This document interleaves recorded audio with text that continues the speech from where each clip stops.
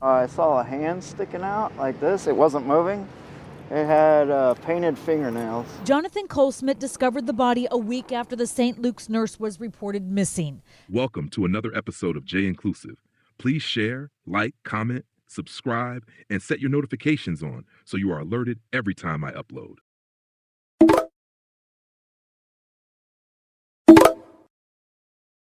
A Northern Kentucky man is facing a misdemeanor charge after he allegedly tried to engage in sexual activity with a minor. Our Brenda Ordonez was in court, is live now with the latest information. What do you know, Brenda? Well, Rob, Megan, that suspect was Guy Traylor. He appeared here early this morning at the Campbell County District Courthouse for his arraignment. Now, he didn't come alone. In fact, he came with his parents, who put up a united front as their son faced the judge and entered his plea. We would be entering a plea of not guilty. 53-year-old Guy Traylor pled not guilty to a charge of attempting to engage in an unlawful transaction of sex with a minor. According to court documents, the incident happened on January 20th when Traylor was using the Grindr app and started talking to another user who was listed on the app as being 18 years old. The pair agreed to meet for sex. However, when Traylor was on his way, the other party told him he was only 16. Court records show after disclosing his age, Traylor was hesitant to meet, but went anyway. When Traylor arrived, a group of teens confronted him and started filming. These teens then allegedly used the messages and video to extort Traylor for money. Prosecutors have not released any information on charges those teens could be facing. However, Northern Kentucky University law professor Ken Katkin says based on these allegations, these teens could face a criminal charge of theft by extortion. A person is guilty of theft by extortion if he or she intentionally obtains property or money of another by threatening to accuse the other person of a criminal offense or by exposing any secret tending to subject the other person to hatred, contempt, or ridicule. But even if the teens are charged for their role in this case, Katkin says it's unlikely they will face legal consequences. Even if they're adjudicated to be delinquent because they've committed these offenses, that won't actually serve as a criminal conviction, and they probably won't be incarcerated for it. Now, Katkin also says that even though Traylor was allegedly extorted, the evidence police collected in this case is still admissible in court and could land him in trouble. Traylor is expected to appear back in court on March 4th. In Campbell County, I'm Brenda Ordonez, Fox 19 Now.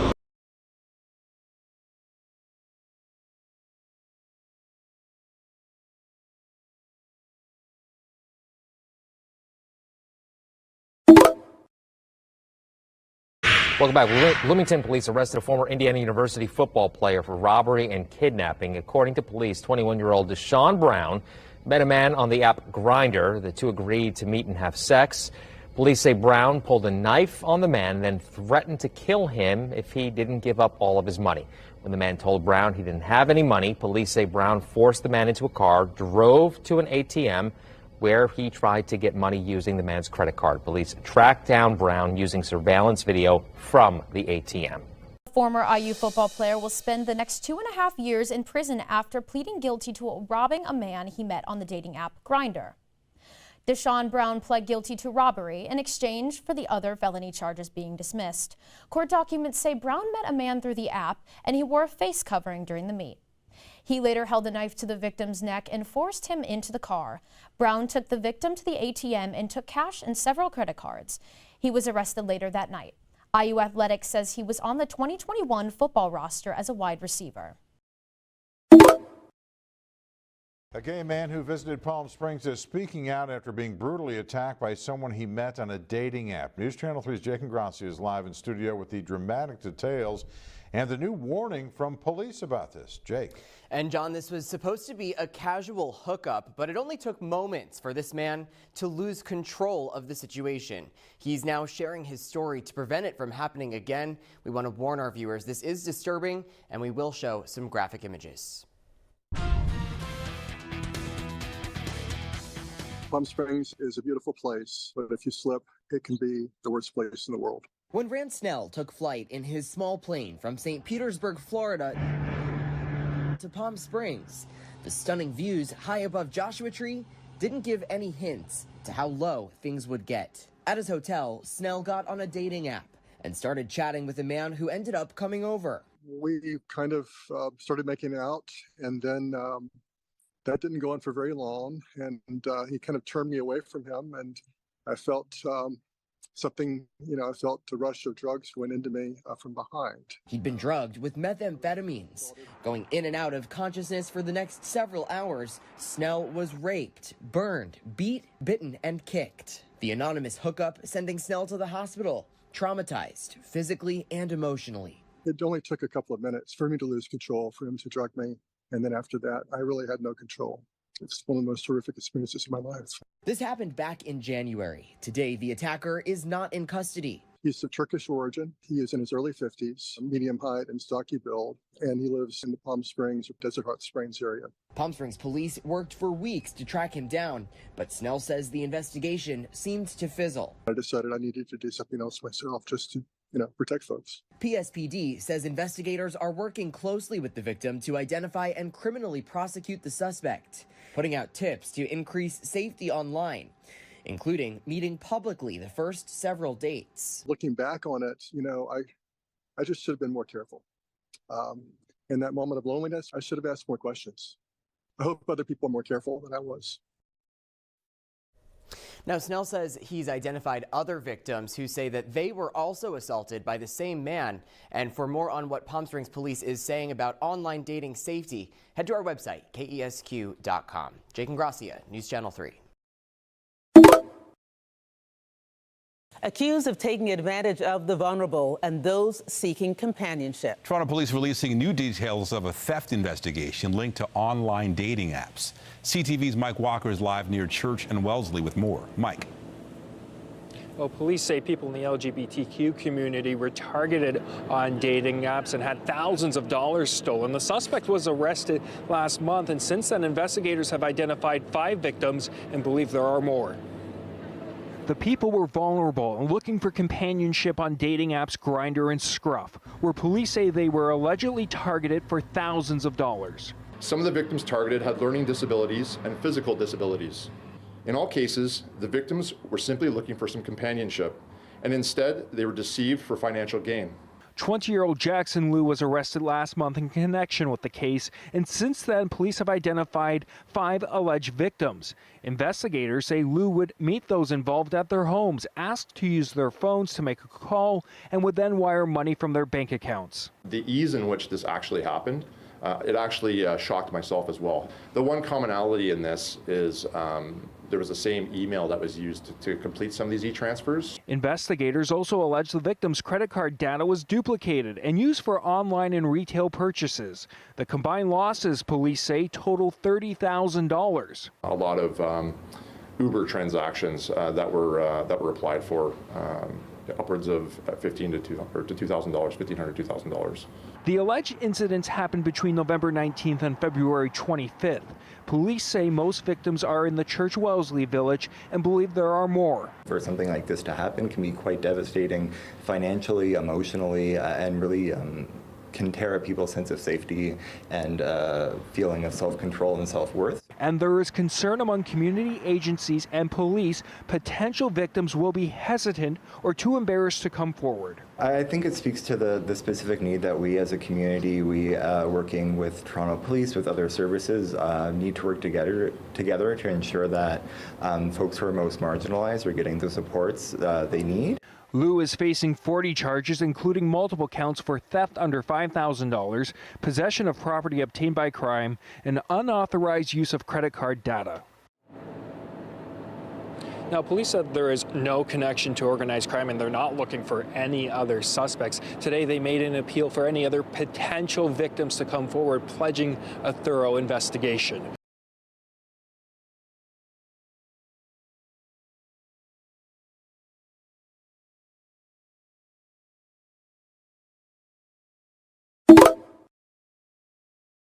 Two cousins are accused of using a dating app to lure 2 men to their deaths. Jessica Wiley takes a look at the 2 crimes that police have connected and the warning for others who use those dating apps to find love. Through our investigation and through things that we discovered, we realized that these cases were most likely linked. 2 men believed lured on social media sites and then killed for their money. And Wynn has never been found. Glenzer Solomon's body was found in February. I saw a hand sticking out like this. It wasn't moving. It had painted fingernails. Jonathan Colesmith discovered the body a week after the St. Luke's nurse was reported missing. Then in late March, Wynn, a 26-year-old University of Houston student, also disappeared.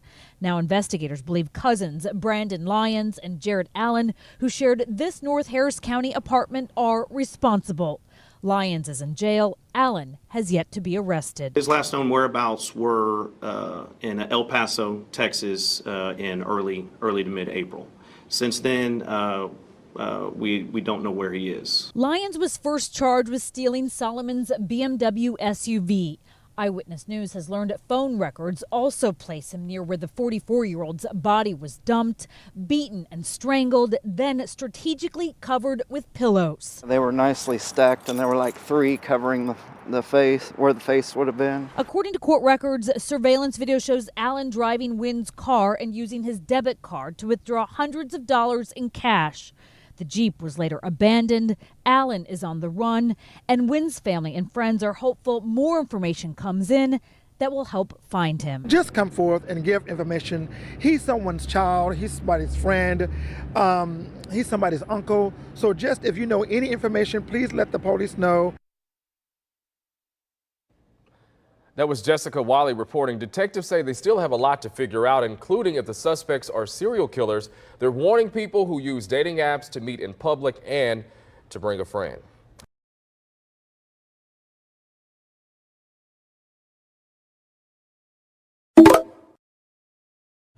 New details at 11. Tonight we're hearing from a man who says he was the target of a hate crime. Police arrested the suspects accused of carrying out robberies, in some cases through apps used to target LGBTQ plus people. Now, investigators say they also targeted people through transactions. This is video 2 victims recorded trying to catch those suspects. News 6's Jerry Askin tells us about the investigation. Detectives here saying the suspects knew that some victims would not report the crime out of fear of being outed. This coming as one victim is coming forward to share his story in hopes of helping others. And you don't think it's going to happen to you until it does. Henry Powell said he thought his life was over. In my mind. And at that point, I was kind of making peace with the fact that I might not leave. It was July 5th when he said his casual meetup went sour after meeting a guy at a Millennia area apartment complex who he met from an LGBTQ plus dating app. I did see a gun. He held me in my back. It was a common scheme, police say, by 2 guys who were 18 and 16 and now in custody. They wanted quick cash and are responsible, they say, for at least 11 armed robberies in the Millennia area dating back to May. We got both your faces! They even tried to rob these guys, investigators say, after advertising a PlayStation 5 on the Marketplace app. And in 4 cases at least, investigators told me these same guys targeted members of the LGBTQ plus community on dating apps like Grindr and Sniffies. He kind of said, look, nothing personal, we're broke. I'm broke. I'm just taking care of this, and but that's what you get for doing that gay. So to hear that is especially hurtful, just being a member of the community myself. Sergeant Amanda White is the Orlando Police Department's lead LGBTQ plus liaison. She wants victims to feel safe reporting crimes.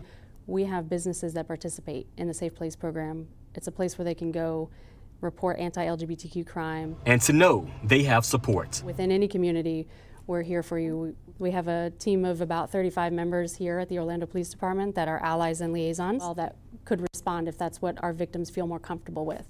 Now, police are also encouraging everyone to be careful when meeting people from social media sites. They say meet somewhere in public or like at these OPD commerce exchange zones, for example. They're not releasing the suspects' names in this case, saying there may be more victims out there. Dating apps are supposed to make finding love easier, but there's a Michigan case that's now exposing the dark and dangerous side of these apps, where what you don't know could put you in danger. And starting there at 5:30 tonight, Chief Craig is saying well-known hairstylist Bashar Kalabat may have met the man accused of killing him on a dating app. But as right now, he says that has not been confirmed. They are investigating. This comes just a few months after the murder of 25-year-old Kevin Bacon. He met the man accused of killing him, Mark Lutinsky, on the dating app Grindr. Sandra Ali has been talking to investigators, and she has some new revelations about the suspect and really a major warning from state police. Yeah, Karen and Devin, we know that Kevin Bacon met Mark Lutinsky through Grindr, and now investigators are telling us that is not the only site Mark Lutinsky was using. Kevin Bacon was last seen by his roommate on Christmas Eve. That's when, according to police, he told her he was leaving to meet a man he had connected with on the popular gay dating app Grindr. It's unfortunate that his dark side is what took his life, and he met the wrong people that way. That took him too soon from us. That man, 50-year-old Mark Lutinsky, who lived in Shiawassee County, about 24 miles east of Bacon's hometown of Schwartz Creek. 3 days after Christmas, state police went to Lutinsky's house. After they found a secret room in his basement, that's when they made the grisly discovery. They found Bacon's naked body hanging from the ceiling by his ankles. He had been mutilated. Police say Lutinsky confessed he had stabbed Bacon in the back and slit his throat. Evil does exist, and it touched us. Bacon's death fueled renewed safety concerns about dating apps. In the days and weeks after Kevin Bacon's murder, we heard a lot from police about Grindr. But now sources close to the investigation confirm Mark Lutinsky had also posted a profile with his pictures on the website rentmen.com, a website that advertises gay escorts and massages. The first thing you see when you click on rentmen.com is the site's disclaimer. You're basically, if you're a regular person going on these sites, I mean, you're signing away a lot of your privacy. Correct. Police say when you check off that disclaimer, you're allowing that app or website to access anything you have on your phone or home computer. State Police Sergeant Stephen Borello is in charge of computer crimes for Macomb, Oakland, and Wayne County. It's allowing access to your GPS location off your phone. It's allowing your IP address, which is tracked to your actual house, where you have whatever internet service provider. Another different one is your microphone. So even though you may have no idea that you're on this website, it could actually be looking at you and actually accessing the microphone from your phone or from your computer itself. Police say if the private dating website you're using is based overseas, as many of them are, their rules are different. These are businesses, right, so to speak, Correct. who are free to do whatever they want. Correct. Police say depending on how your phone and computer were originally set up, they would also be able to hear your private conversations and see any pictures you may have saved. It leaves you open to become a victim. You could think the person's a really nice person. Could be their picture, but you don't know what they're going to end up doing on the other end once you either meet them in person or whatever their actual end goal is.